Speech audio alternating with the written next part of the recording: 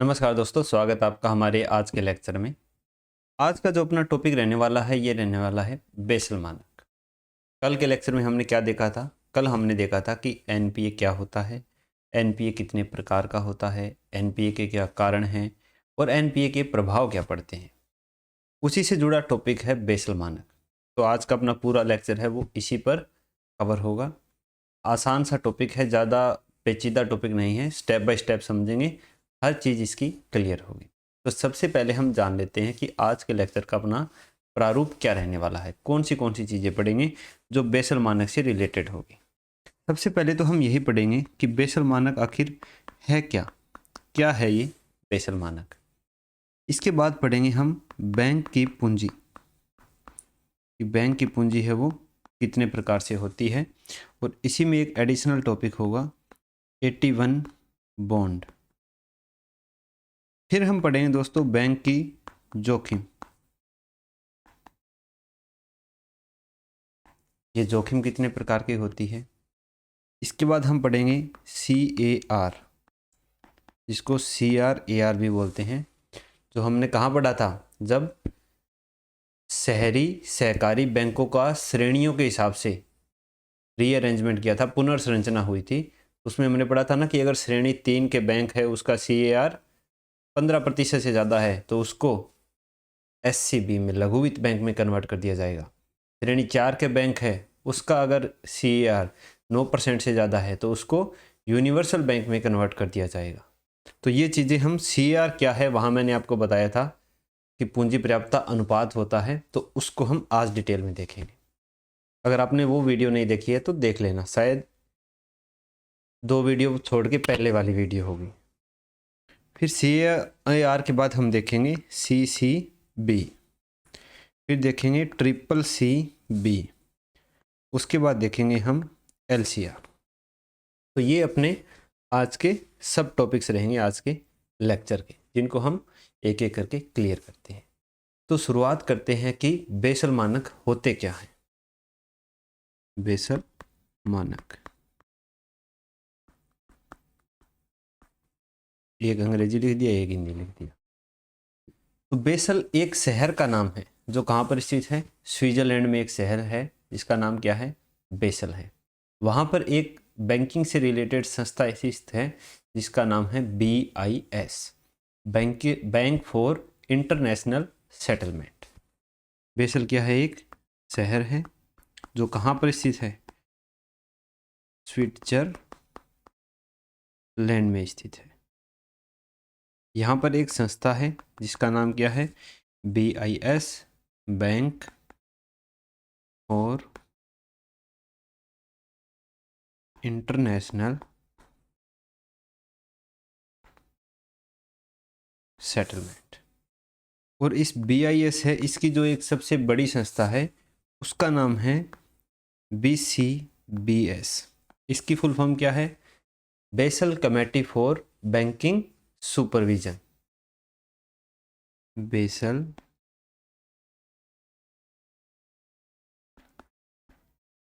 Committee for banking supervision.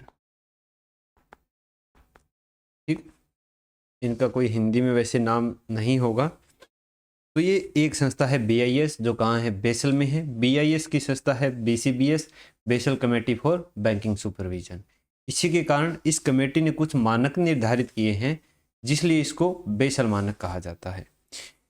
BIS में लगभग 60 देश सदस्य हैं और भारत भी BIS और BCBS दोनों में क्या है? सदस्य देश है। इसकी सदस्यता भारत ने ली हुई है। तो जो BCBS है इसी के द्वारा क्या तय किए जाते हैं? बेसल मानक तय किए जाते हैं। अभी तक कितने मानक तय किए हैं? 3 मानक तय किए गए हैं। सबसे पहले बेसल 1, बेसल 2 और बेसल 3।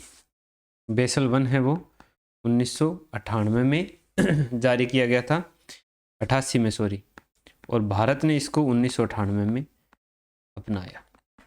भारत वैसे ही थोड़ा सा लेट चलता है इन कामों में क्योंकि इतनी बड़ी जनसंख्या भी है, भौगोलिकता भी है, तो एक विकासशील देश है, तो आसानी से कोई चीज़ें जो आर्थिक क्षेत्र में हो वो लागू नहीं हो पाती है। दूसरा लाया गया था 2004 में, भारत ने इसको अपनाया 2009 में। तीसरा अपनाया गया, जारी किया गया था 2010 में, और भारत इसको अभी अपनाने की प्रक्रिया में है, यानी कंटिन्यू चल रहा है, अभी पूरी तरह से इसको अपनाया नहीं है, क्योंकि बेसल 3 में बहुत सी चीज़ें हैं जिनको हम आगे डिटेल में जानेंगे। तो ये आप बेसल मानक यहाँ पर समझ गए होंगे। तो फिर ये बेसल मानक लाए क्यों गई? जो बेसल कमेटी है वो बेसल मानक लाती क्यों है, इसके उद्देश्य क्या है? बेसल मानक के उद्देश्य, बेसल मानक के उद्देश्य क्या है? बेसल मानक के सामान्यतः 2 उद्देश्य हैं। एक कि जो बैंक है उनके अगर कोई भी किसी भी प्रकार का वित्तीय संकट आता है, आर्थिक संकट आता है, तो उसको उस संकट से जूझने की सामर्थ्य प्रदान करना। दूसरा, बैंकों के जोखिम को कम करने का प्रबंधन करना। क्या उद्देश्य है? पहला, बैंकों के वित्तीय और आर्थिक संकट का सामना करने के लिए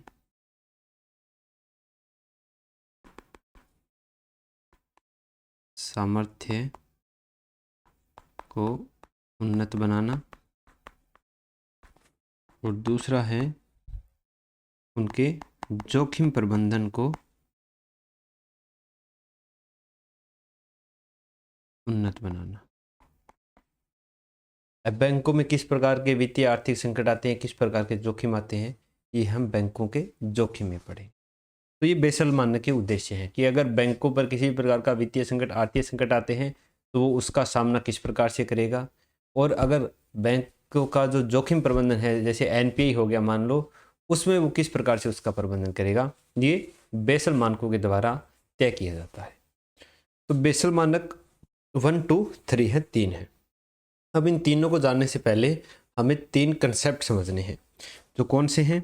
सबसे पहला रहेगा बैंक की पूंजी,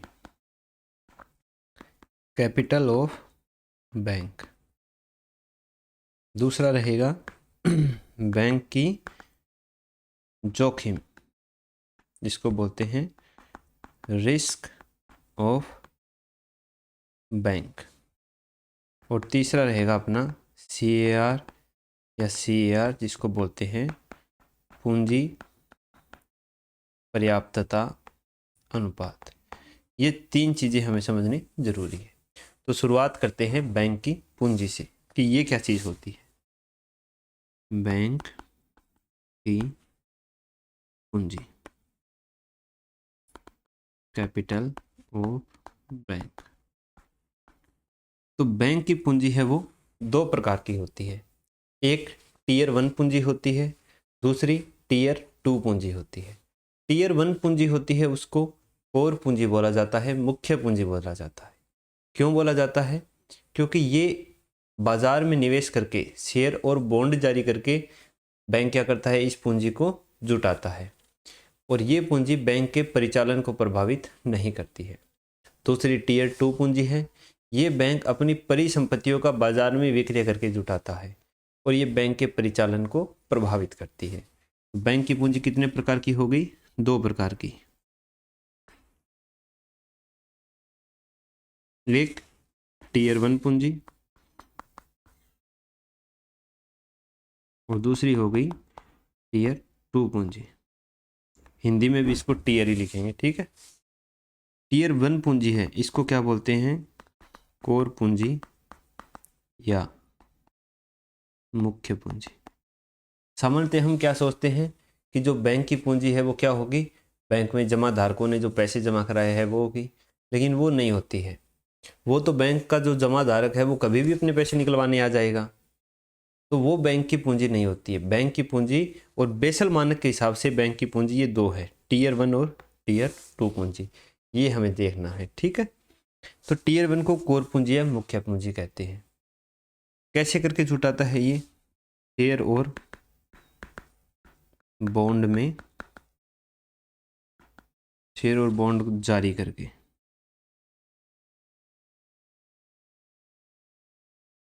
करके, इस पूंजी को जुटाता है और ये बैंक के परिचालन को प्रभावित नहीं करती है।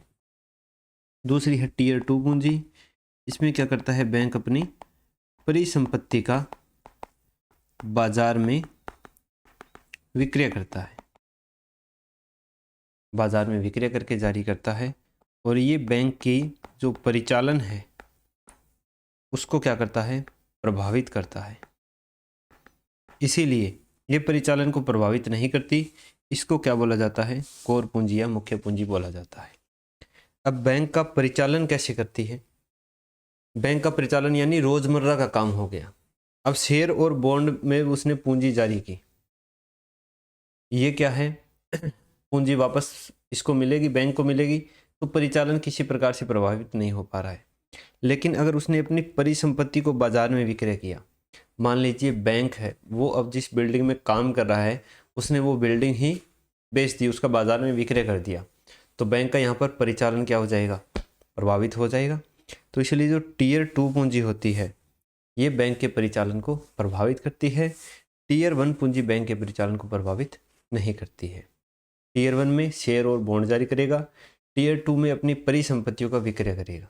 ठीक है, ये दोनों ही पूंजी क्या करती है? इनको जो एनपीए से हानि होती है यानी जो जोखिम है, जोखिम को अवशोषित करती है ये, यानी बैंक को होने वाले नुकसान को अवशोषित करती है, दोनों ही पूंजी। और जब इन दोनों पूंजी को मिला दिया जाता है, टीयर 1 और टीयर 2 पूंजी को, तो ये बैंक की कुल पूंजी कहलाती है। क्या कहलाती है? बैंक की कुल पूंजी। तो बैंक की पूंजी कितने प्रकार की हो गई? 2 प्रकार की, टीयर 1, टीयर 2। टीयर 1 कहाँ से आएगी? शेयर और बॉन्ड जारी करके। टीयर 2 कहाँ से आएगी? परिसंपत्तियों का विक्रय करके। टीयर 1 कोर या मुख्य पूंजी है जो परिचालन क्षमता को प्रभावित नहीं करती है। टीयर 2 परिचालन क्षमता को प्रभावित करती है। दोनों ही पूंजी बैंक के जो नुकसान है उसकी भरपाई का अवशोषण करती है, यानी उसकी भरपाई करती है। तो ये हो गई बैंक की पूंजी। अब देखते हैं बैंक के अब बैंक की पूंजी टीयर 1 टीयर 2 हो गई। अब क्या समस्या आने लगी कि बैंकों को कई बार टीयर 1 पूंजी की कमी पड़ जाती है। टीयर 2 पूंजी जल्दी से बैंक जुटाता नहीं है क्योंकि ये इसके परिचालन को प्रभावित कर सकती है। इसी के लिए लाया गया था AT1 बॉन्ड। AT1 bond. अभी AT बॉन्ड क्या होता है? इसको बोलते हैं additional tier bond, additional tier 1 bond. अब एडिशनल टीयर 1 बॉन्ड, इसके नाम से हमें पता चला है कि ये टीयर 1 पूंजी है उसमें एडिशन करता है, यानी टीयर 1 पूंजी को जुटाने में क्या करता है? बैंक की मदद करता है ये बॉन्ड। तो इस बॉन्ड की विशेषताएं क्या होती है वो देख लेते हैं। सबसे पहले इसकी विशेषता है कि ये RBI की अनुमति से ही जारी किया जाएगा। ठीक है, RBI की अनुमति जरूरी है। दूसरी इसकी विशेषता, इसका उद्देश्य बैंक अपनी कोर पूंजी को जुटाने में करता है। उद्देश्य क्या होगा? बैंक अपनी कोर पूंजी को जुटाने में करता है। तीसरी इसकी क्या विशेषता है कि पहला AT1 बॉन्ड किसके द्वारा जारी किया गया था? ये विशेषता नहीं है, फैक्ट है। भारत में जो पहला AT बॉन्ड है, पहला AT1 बॉन्ड, ये यस बैंक के द्वारा जारी किया गया था, जिसको यस बैंक ने राइट ऑफ कर दिया था। ये भी इसकी एक विशेषता है, आगे बताता हूँ। तीसरी इसकी विशेषता क्या हो जाएगी? ये मिश्रित बॉन्ड होता है, मिश्रित बॉन्ड, यानी शेयर प्लस बॉन्ड दोनों के गुण इसके अंदर होते हैं। चौथा है इसकी परिपक्वता अवधि है वो निश्चित नहीं होती, परिपक्वता अवधि निश्चित नहीं। अंग्रेजी में बोलें तो ये परपेचुअल बॉन्ड होता है। मतलब एक बार आपने बैंक से खरीद लिया ये बॉन्ड, तो बैंक इस पर आपको क्या करता रहेगा, ब्याज देता रहेगा। लेकिन वापस बैंक आपसे कब खरीदेगा ये इसकी ज़रूरी नहीं है, फिक्स नहीं है ये। फिर है पांचवा, लेकिन अगर बैंक चाहे इसको तो 5 साल बाद, 5 वर्ष क्या है इसकी अनिवार्य अवधि है। लेकिन अगर बैंक चाहे तो 5 के बाद भी नहीं खरीदे, इसके बाद एक वर्ष के बाद ये बैंक है वो खरीद सकता है। बैंक के पास इसका कॉल ऑप्शन यानी क्रय विकल्प होता है। ठीक है, बैंक खरीदेगा तो पहले 5 साल में नहीं खरीदेगा, 5 साल के बाद खरीद सकता है, या 5 साल पूरे होने के बाद हर साल की समाप्ति पर इसको खरीद सकता है। इसके बाद इसका कूपन है वो गारंटी युक्त नहीं होता। कूपन या ब्याज गारंटी युक्त नहीं होता, लेकिन सामान्यतः क्या होता है, दूसरे बॉन्ड से ज़्यादा होता है। ठीक है, कूपन या ब्याज गारंटी युक्त नहीं है, लेकिन सामान्यतः ये दूसरे जो बॉन्ड है बाजार में उनसे ज़्यादा ही होता है, तभी तो इन बॉन्डों को लोग खरीदेंगे। सातवां, इस बॉन्ड को बैंक आरबीआई की अनुमति से बट्टे खाते में डाल सकता है। बट्टे खाते मतलब इनको राइट ऑफ कर सकता है। राइट ऑफ का मतलब मैंने बैंक से बॉन्ड लिया, बैंक ने मेरे को 5 साल तक 6 साल तक इसका ब्याज देता रहा, बैंक ने दोबारा क्रय नहीं किया मेरे से बॉन्ड, ब्याज देता रहा, और फिर बैंक ने आरबीआई से अनुमति लेकर इसको राइट ऑफ कर दिया यानी ख़त्म कर दिया। अब जब मैं वो बॉन्ड लेकर बैंक के पास जाऊंगा, क्योंकि मेरा ब्याज आना बंद हो गया जैसे ही वो बॉन्ड ख़त्म हुआ, फिर मैं वो बॉन्ड लेके बैंक के पास जाऊंगा तो बैंक मुझे ये जानकारी देगा कि जी ये 81 बॉन्ड था और इसको हम आरबीआई की अनुमति से बट्टे खाते में डाल सकते हैं, इसको राइट ऑफ कर सकते हैं, इसको बंद कर सकते हैं। तो आज से आप और हम अलग अलग, आपके पास कोई बॉन्ड है या नहीं है हमें पता नहीं है, ये खासियत होती है 81 बॉन्ड की। लेकिन इसमें ब्याज है वो क्या होता है, बहुत ज़्यादा होता है, तो लोग इसमें कई बार निवेश करना पसंद करते हैं। ठीक है, तो ये है विशेषताएं 81 बॉन्ड की। किसकी अनुमति से होगा, आरबीआई की अनुमति से होगा। उद्देश्य अपनी कोर पूंजी यानी टियर 1 पूंजी को जुटाने में बैंक के द्वारा किया जाता है। मिश्रित बॉन्ड होता है एक प्रकार का जिसमें शेयर और बॉन्ड दोनों के गुण होते हैं। परिपक्वता अवधि निश्चित नहीं होती लेकिन आपको ब्याज मिलता रहता है। बैंक कब आपसे दोबारा क्रय करेगा इसका कोई समय नहीं होता है। सामान्यतः बैंक इसको अनिवार्य रूप से 5 साल के बाद, 5 साल तक तो ग्राहक के पास रहेगा ही रहेगा, इसके बाद बैंक चाहे तो क्रय कर सकता है, लेकिन फिर भी नहीं करे तो हर वर्ष के अंत में इसको क्रय करने का ऑप्शन बैंक के पास रहता है। कूपन या ब्याज है वो गारंटी युक्त भी नहीं होता लेकिन सामान्यतः दूसरे बॉन्ड से ज़्यादा होता है, और आरबीआई की अनुमति से बैंक इस बॉन्ड को राइट ऑफ कर सकता है, बट्टे खाते में डाल सकता है। ये है 81 बॉन्ड। अब है बैंक की जोखिम।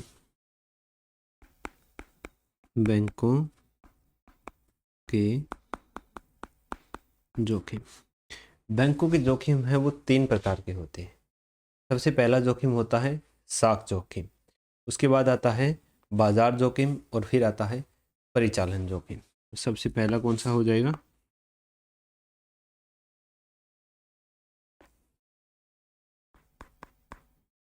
साख जोखिम, फिर आ जाएगा बाजार जोखिम और फिर क्या आ जाएगा परिचालन जोखिम। सबसे पहले देखते हैं साख जोखिम क्या होता है। साख जोखिम यानी बैंक की साख क्षमता में कमी आ जाना। कमी कैसे आएगी, बैंक ने कोई उधार दिया, उसका मूलधन और ब्याज का भुगतान दोबारा बैंक को नहीं किया जा रहा है, तो ये क्या हो जाएगी, बैंक की साख जोखिम हो जाएगी। क्या होगा कि बैंक के द्वारा ऋण का ईएमआई, ईएमआई में मूलधन और ब्याज दोनों आते हैं। ईएमआई का भुगतान बैंक को ना होना, ये इसकी साख जोखिम कहलाती है। क्या साख जोखिम सभी बैंकों की होती है? एक बैंक को छोड़कर सभी बैंकों में साख जोखिम होती है। वो कौन सा बैंक है? उस बैंक का नाम है दोस्तों भुगतान बैंक। कौन सा है? भुगतान बैंक। भुगतान बैंक की क्या विशेषताएं थी? भुगतान बैंक की ये विशेषताएं थी कि वो केवल जमा स्वीकार करता है, उधार देता ही नहीं है। और जब ये उधार ही नहीं देगा तो साख जोखिम का सवाल ही नहीं पैदा होता, क्योंकि साख जोखिम केवल उन्हीं बैंक की होती है जो उधार देते हैं और उधार का वापस भुगतान उनको नहीं होता है। तो भुगतान बैंक को छोड़ करके बाकी सब बैंकों में क्या होता है? साख जोखिम होता है। अब चलते हैं बाजार जोखिम पर। बाजार जोखिम का मतलब जो जोखिम बाजार से जुड़ी है, यानी जो बाजार के मूल्य पे जुड़ी है, कि जब बैंक अपनी परिसंपत्ति का विक्रय बाजार में करता है तो उस समय बाजार के मूल्यों में जो उतार चढ़ाव होता है उससे अगर बैंक को हानि होती है तो वो बाजार जोखिम कहलाती है। ठीक है, यानी बाजार के मूल्य हैं वो किसको प्रभावित कर रहे हैं? बैंक की परिसंपत्ति का जिस समय विक्रय हो रहा है उस समय बैंक को प्रभावित कर रहे हैं। यही बैंकों की बाजार जोखिम है। क्या हो जाएगी? बैंक द्वारा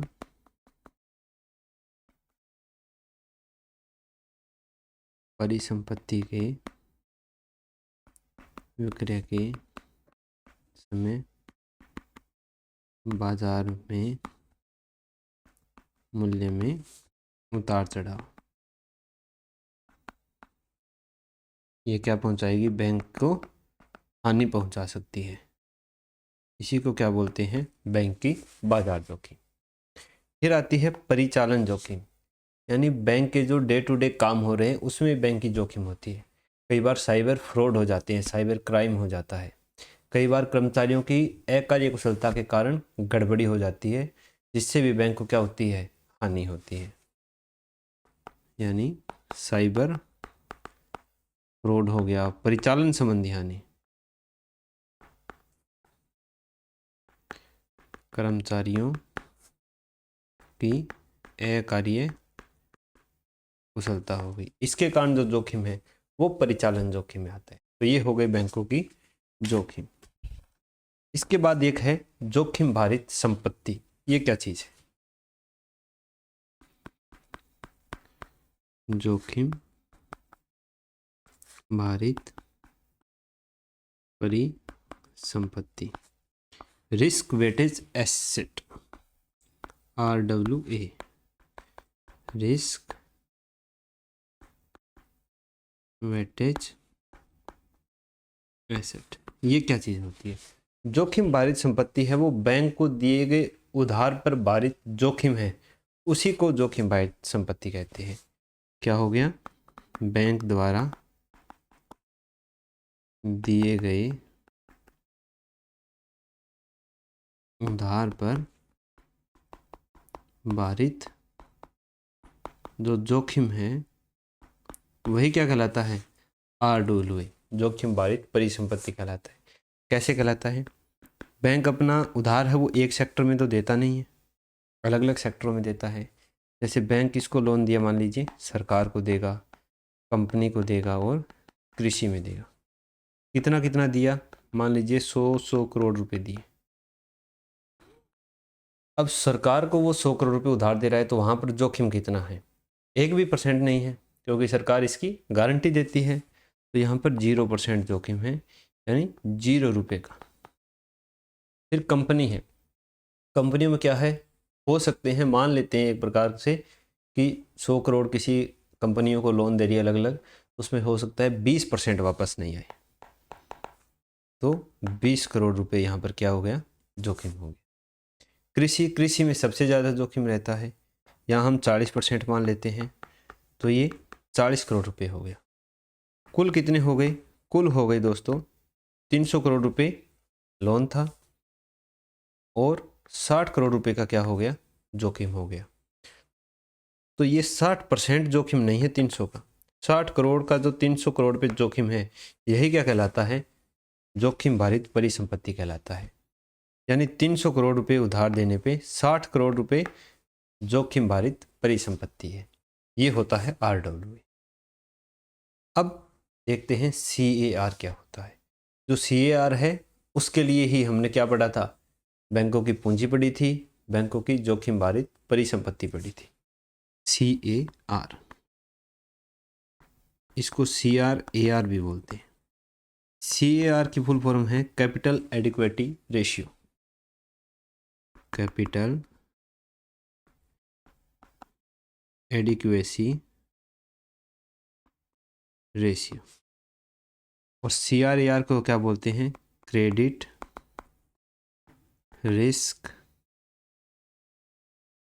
टू रिस्क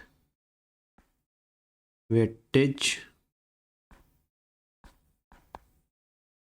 एसेट रेशियो, ये इसकी फुल फॉर्म होती है। दोनों एक ही चीज़ है, दोनों का एक ही फॉर्मूला होता है। क्या फॉर्मूला होता है, AR और CR का फॉर्मूला होता है बैंक की कुल पूंजी, बैंक की कुल पूंजी, और कुल पूंजी में Tier 1 और Tier 2 दोनों पूंजी आएगी, बटे में बैंक का जोखिम भारित परिसंपत्ति, जोखिम भारित परिसंपत्ति, ये क्या है, CAR कहलाती है। जैसे मान लीजिए बैंक की कुल पूंजी कितनी है, 300 करोड़ रुपए है, बटे में जोखिम भारित संपत्ति कितनी हो गई, 60, तो 6 5 30, 5% आ गया, क्या, CAR आ गया। इसी को हम क्या बोलते हैं, CAR बोलते हैं, कैपिटल एडिक्वेसी रेशियो होता है। ये क्या है, एक निश्चित रिजर्व होता है जो किसके द्वारा डिसाइड होता है, RBI के द्वारा डिसाइड होता है। जैसे CRR SLR रिजर्व होता है ना, वैसे ही CAR भी एक रिजर्व है जो बैंक अपने पास रखता है। कौन रखता है इसको, बैंक के द्वारा अपने पास रखा जाता है। जिसका डिसाइड कौन करता है, RBI डिसाइड करता है। जैसे मान लीजिए बैंक अगर 100 रुपये ऋण दे रहा है और CAR RBI ने डिसाइड कर रखा है 9%, तो बैंक को 9 रुपये किस में रखने पड़ेंगे, CAR में रखने पड़ेंगे, CAR के रिजर्व में रखने पड़ेंगे। क्यों रखता है, क्योंकि इससे क्या है कि जो अगर मान लीजिए कोई इसने लोन दिया ये 100 रुपये का, ये क्या हो गया, NPA हो गया, तो पूरा NPA लोन बहुत कम होता है। जैसे 100 रुपये का लोन था, 40 रुपये इसने चुका दिए, 60 रुपये का NPA हुआ, तो 9 रुपये इसकी थोड़ी सी भरपाई कर देंगे। इसी भरपाई के लिए हम CAR है वो रिजर्व में रखते हैं। तो कौन डिसाइड करता है, RBI करता है। तो क्या ये सभी बैंकों के लिए एक समान होता है, नहीं। CAR सभी बैंकों के लिए समान नहीं होता। जैसे RBI ने जो PSB है, सार्वजनिक क्षेत्र के बैंक हैं, उनके लिए CRR रखा है 12%। ये 12% CRR है वो, सॉरी CAR है वो मेंटेन करेंगे। निजी क्षेत्र के बैंकों के लिए 9% रखा है, और SFB है, लघु वित्त बैंक है, उनके लिए कितना रखा है, 15% रखा है। तो ये अलग अलग बैंकों के लिए अलग अलग हो सकता है। RBI इसका निर्धारण करता है, निश्चित अनुपात होता है। तो यही थे बेसिक मानक से संबंधित कुछ टर्म्स जो हमें समझनी थी। अब हम बेसल 1, बेसल 2, बेसल 3 को समझते हैं कि इनमें क्या क्या चीज़ें थी, कौन से मानक थे जो बेसल कमेटी ने सुझाए थे। सबसे पहले देखते हैं बेसल 1 शुरू कब हुआ था, 1988 में। भारत ने कब अपनाया, 1998 में। ये किस पर आधारित था, ये पूरी तरह साख जोखिम पर आधारित था कि बैंकों की साख सीजन क्षमता है वो प्रभावित ना हो, इसके लिए इसको शुरू किया गया था। और इसी के शुरुआत में यानी CAR जो है ये बेसल 1 से ही शुरू हो गया था। CAR को बताया था कि ये कम से कम 8% CAR हर बैंक को मेंटेन करके रखना है। यही था बेसल 1, साख जोखिम पर ये केंद्रित था। फिर इसके बाद आया बेसल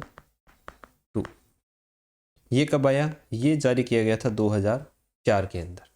भारत ने इसको कब अपनाया? 2009 में अपनाया था। ये किस पर आधारित था?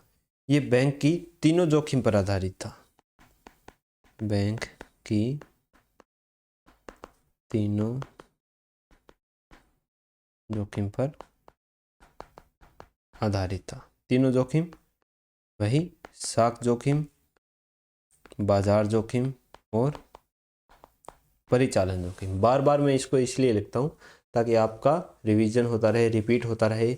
और सबसे बढ़िया चीज़ मैं आपको बताता हूँ, मेरी क्लास देखने का या कोई भी किसी भी कोचिंग की आप क्लास देख रहे हो, उसमें आप साथ साथ उसको रिवीजन करते रहिए क्लास में देखने के साथ।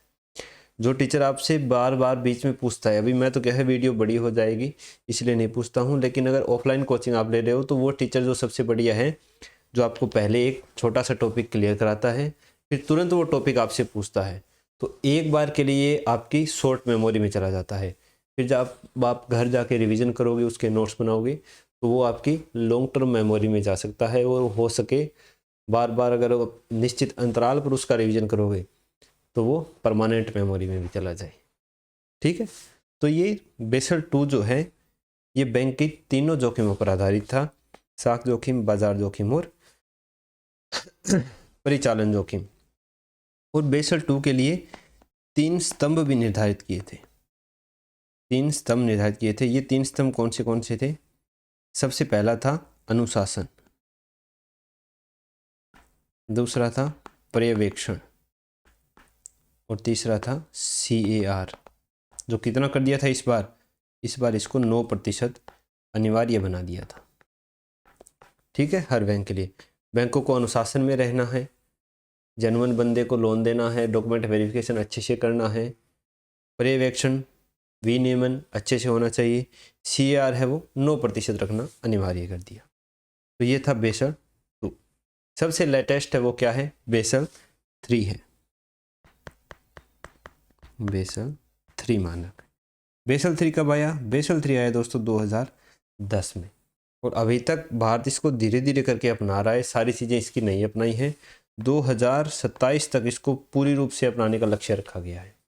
लक्ष्य 2019 था, लेकिन 2018 में अमेरिका में मंदी आई, सब प्राइम संकट आया, तब नहीं अपना सके। बाद में फिर इसको 21 में अपनाने का लक्ष्य था, तब कोरोना आ गया। तो ये 2027 में इसको पूरी तरह से अपनाने का लक्ष्य रखा गया है। कुछ मानक इसके अपना लिए गए हैं भारत के द्वारा, जिनको हम आगे देखेंगे। ये किन जोखिमों पर आधारित है? ये भी तीनों जोखिमों पर आधारित है। तीनों जोखिम पर आधारित है। 3 जोखिम वही है, कौन सी? साख जोखिम, बाजार जोखिम, परिचालन जोखिम।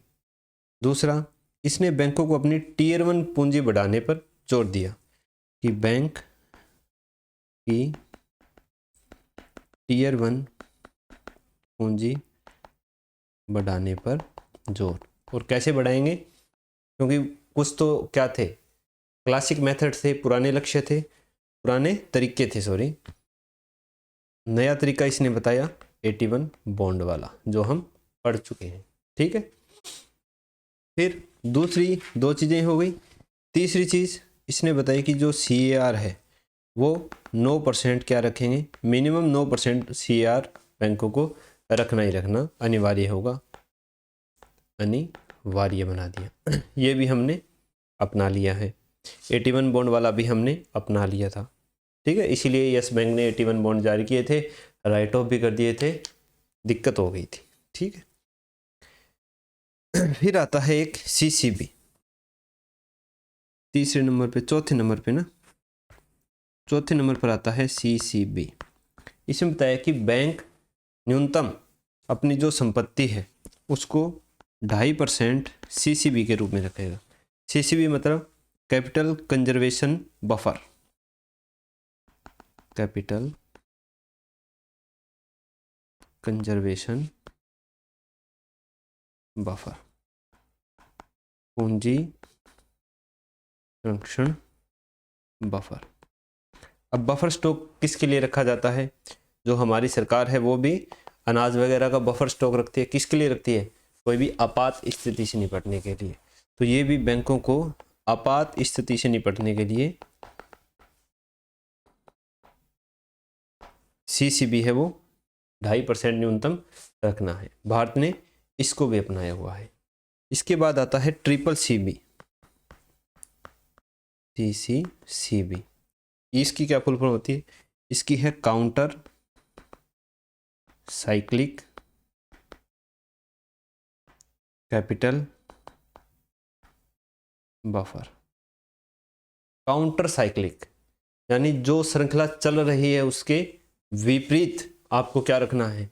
पूंजी का बफर रखना है। बफर आपातकालीन स्थिति के लिए। ये भी कितना? 2.5% रख सकते हो, लेकिन ये अनिवार्य नहीं है, अभी अनिवार्य नहीं है। बैंक चाहे तो रख सकता है। तो कैसे रखेगा? अपने इस बफर स्टॉक को कैसे बढ़ाएगा? तो इसके लिए बताया है कि जब अर्थव्यवस्था में समृद्धि हो, समृद्धि होती है तो बैंक की साख सृजन क्षमता बढ़ती है, ज़्यादा पूंजी आ जाती है बैंक के पास, तभी वो अपने CCCB को क्या करेगा? बढ़ा देगा। और जब किसी समय मान लीजिए अर्थव्यवस्था में क्या आ गई? मंदी आ गई। मंदी में बैंकों की साख सृजन क्षमता क्या हो जाती है? कम हो जाती है। जब साख सृजन क्षमता कम होगी तो वो जो ये CCCB CCCB इसने अपना बनाया होगा 2.5%, उसका यूज ये कहाँ कर सकता है? मंदी में कर सकता है। तो समृद्धि दर में बढ़ाना है, मंदी में उसका उपयोग करना है। यही है counter cyclic capital buffer CCCB। तो ये अभी लागू नहीं है। CCB लागू है जबकि CCCB लागू नहीं है। इसके बाद क्या आता है? छठा कि बैंक अनिवार्य रूप से 100% LCR के रूप में रखेगा। अब ये LCR क्या होती है? LCR की फुल फॉर्म है लिक्विडिटी कवरेज रेशियो, तरलता कवरेज अनुपात। तरलता कवरेज को क्या बोलते हैं प्योर हिंदी में पता नहीं, तरलता कवरेज अनुपात। ये 100% रखेगा। इसका फॉर्मूला क्या होता है? LCR बराबर होता है HQLA अपॉन बैंक द्वारा 30 दिन में धन निकासी, HQLA। अब ये HQLA क्या है? HQLA होता है हाई क्वालिटी लिक्विड एसेट, उच्च गुणवत्ता तरल परिसंपत्ति। ठीक है, मतलब बैंक है वो उच्च गुणवत्ता वाली तरल परिसंपत्ति है, वो उतनी ही रखेगा जितनी उसने 30 दिन के अंदर ऋण दिया है। इसे उल्टा करें तो बैंक 30 दिन में जितना ऋण देता है उतने ही रुपए की वो हाई लिक्विड एसेट, उच्च तरलता वाली परिसंपत्ति है, वो खरीद के रखेगा। उस तरलता वाली परिसंपत्ति कौन सी होती है? ये वो परिसंपत्ति होती है जो एक तो आसानी से, कम समय में और बिना नुकसान के आसानी से किस में परिवर्तित हो जाती है? नगद में परिवर्तित हो जाती है। अगर ये नहीं करेंगे तो बैंक क्या कर सकता है? बैंक जमा धारकों का सारा पैसा है वो क्या दे देगा? उधार दे देगा, ऋण दे देगा, जिससे बैंक रन की स्थिति में पहुंच सकता है। बैंक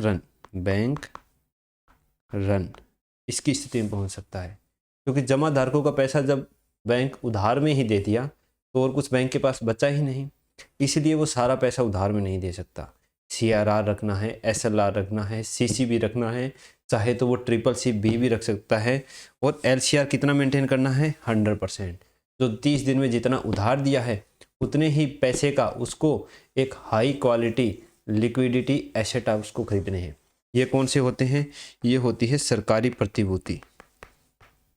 सरकारी प्रतिभूति यानी कोष पत्र हो गए, दिनांकित प्रतिभूति हो गई, राज्य विकास ऋण हो गया, ये चीज़ें जो आसानी से तरलता में परिवर्तित हो जाए कि जब जो जमा धारक हैं वो मान लीजिए थोड़ी ज़्यादा संख्या में भी अगर अपना पैसा निकलवाने आए तो इनको वापस विक्रय करके नगद में परिवर्तित करके और वो पैसे जमा धारकों को दे सके। बैंक ऋण की स्थिति हम पहले पढ़ चुके हैं कि जब बहुत सारे जमा धारक एक साथ किसी बैंक से अपना पैसा निकलवाने के लिए पहुंच जाते हैं। बैंक के पास एक साथ इतना पैसा होता नहीं है, क्योंकि उसने अपना उधार दिया होता है, निवेश किया होता है कहीं। तो ये चीज़ें हैं, इसके लिए ये हाई क्वालिटी लिक्विड एसेट में उसको निवेश करना है, जितना 30 दिन के अंदर उधार देगा। इसी को क्या बोलते हैं? LCR बोलते हैं। किसके द्वारा निर्धारित किया जाता है? RBI के द्वारा ये निर्धारित किया जाता है। इसको एक बार कम किया था। कब कम किया था? RBI ने 2020 के अंदर किसको कर दिया था? 80% कर दिया था। लेकिन फिर वापस 2021 में बढ़ाकर कितना कर दिया? 100% कर दिया। अब इससे क्या फ़र्क पड़ता है? कोरोना में इसको कम क्यों किया और बाद में इसको वापस 100% क्यों कर दिया? क्योंकि ये बैंकों की साख सृजन क्षमता को प्रभावित करता है। साख सृजन क्षमता किसको बोलते हैं? बैंकों की उधार देने की क्षमता। कि जब मान लीजिए बैंक 100 करोड़ का उधार दे रहा है, दो स्थिति में देखते हैं, एक 2020 में, एक 2021 में। बैंक के पास कितने हैं? मान लीजिए 100 करोड़ रुपए हैं तो नहीं, 200 करोड़ रुपए हैं, 200 करोड़। तो यहाँ पर बैंक ने दिए 100 करोड़ रुपए, तो बैंक को कितने रखने हैं? 80 करोड़ रुपए ही सरकारी प्रतिभूति में रखने हैं। 20 करोड़ रुपए वो अभी भी क्या दे सकता है? उधार दे सकता है। लेकिन यहाँ पर जब उसने 100 करोड़ रुपए का उधार दिया तो उसको बाकी के 100 करोड़ रुपए सरकारी प्रतिभूति में रखना है। तो यहाँ साख सृजन क्षमता बढ़ रही है, जबकि यहाँ साख सृजन क्षमता घट रही है। तो जो LCR है वो व्युत्क्रमानुपाती होता है साख सृजन क्षमता के, 1/, साख सृजन क्षमता। ठीक है, तो ये थे हमारे बेसल मानक। इनको हम अगर एक साथ देखें कि बेसल मानक 3 में क्या क्या चीज़ें थी। बेसल मानक 3, सबसे पहले क्या था? ये तीनों जोखिमों पर आधारित था। फिर देखें तो इसमें CAR कितना था? 9% अनिवार्य किया गया था। इसके बाद CCB कितना था? 2.5%। इसके बाद CCCB कितना था? 2.5%। इसके बाद LCR कितना? 100%। ठीक है, ये ज़रूरी नहीं था, ये ज़रूरी है, ज़रूरी है, ये ज़रूरी है। ठीक है, ये सारी चीज़ें भारत ने अपना रखी हैं।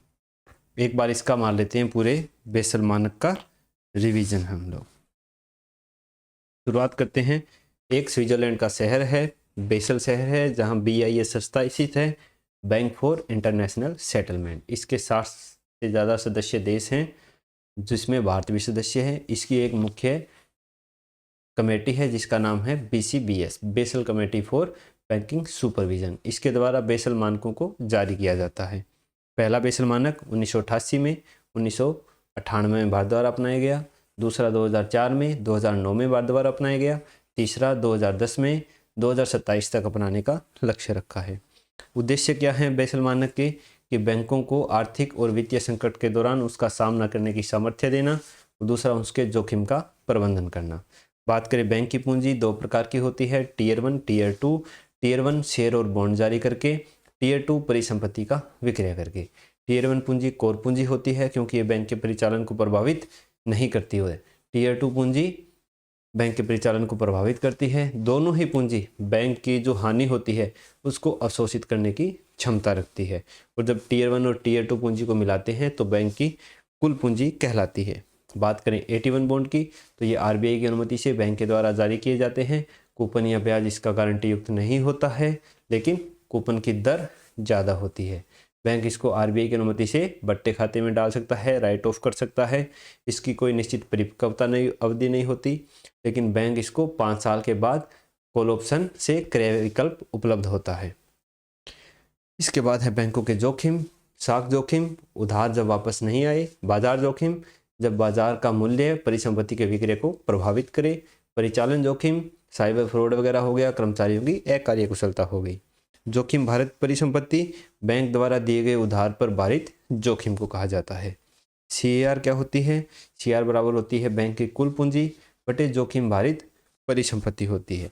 निश्चित रिजर्व है, हर बैंक के लिए अलग अलग होता है, RBI द्वारा डिसाइड किया जाता है। PSB के लिए 12 है, निजी बैंकों के लिए 9 है, स्मॉल फाइनेंस बैंक लघु वित्त बैंक के लिए 15% है। बेसल 1 साख जोखिम पर केंद्रित था। CAR बेसल 1 से ही लागू किया गया था और इसको उस समय 8% रखा गया था। बेसल 2 में तीनों जोखिम पर आधारित था। 3 इसके स्तंभ थे, अनुशासन, पर्यवेक्षण और CAR। उस समय CAR को 1% बढ़ाकर 9% रखना अनिवार्य कर दिया था। भारत ने इसको भी 2009 में अपनाया था। बात करें बेसल मानक 3 की, 2010 में जारी हुआ, तीनों जोखिमों पर आधारित था। Tier 1 पूंजी बढ़ाने पर इसने जोर दिया 81 बॉन्ड लागू करने के बाद। CAR इसने न्यूनतम 9% रखा। CCB कैपिटल कंजर्वेशन बफर जो आपात की स्थिति में बैंक द्वारा यूज किया जाना है, 2.5% रिजर्व रखना है, ये लागू है। CCCB counter cyclic capital buffer जो समृद्धि दर में हमें इसको क्रिएट करना है और मंदी के समय इसका उपयोग करना है जिससे बैंक की साख सर्जन क्षमता में वृद्धि हो जाए, ये जरूरी नहीं है। फिर होता है 100% LCR के रूप में लिक्विडिटी कवरेज रेशियो, तरलता कवरेज अनुपात, HQLA बटा बैंक द्वारा 30 दिन में दिया गया कुल उधार या बैंक द्वारा 30 दिन में धन की निकासी। हाई क्वालिटी लिक्विड एसेट में यानी जैसे सरकारी प्रतिभूतियों में निवेश करता है बॉन्ड, जितना उसने उधार दिया है। अभी ये रेशियो 100% है, बैंक चाहे तो इसको कम भी कर सकता है और ये बैंक की साख सर्जन क्षमता को व्युत्क्रमाती रूप से क्या करता है, प्रभावित करता है। तो ये थे बेसल मानक। कल के हम लेक्चर में देखेंगे NPA को रोकने के उपाय। NPA को रोकने के उपाय, ये अपना कल का लेक्चर रहने वाला है। अगर आपको क्लास अच्छी लग रही हो, आपके एक डाउट है, कंसेप्ट है, वो क्लियर कर पा रहा हूँ, तो अपने अमूल्य सुझाव हमें कमेंट बॉक्स में ज़रूर देना। अपने दोस्तों को भी ये चैनल शेयर करना जितना आप कर सकते हो, और अगर आप भी नए हो तो हमारे चैनल को सब्सक्राइब ज़रूर करना। मिलते हैं हम कल के लेक्चर में।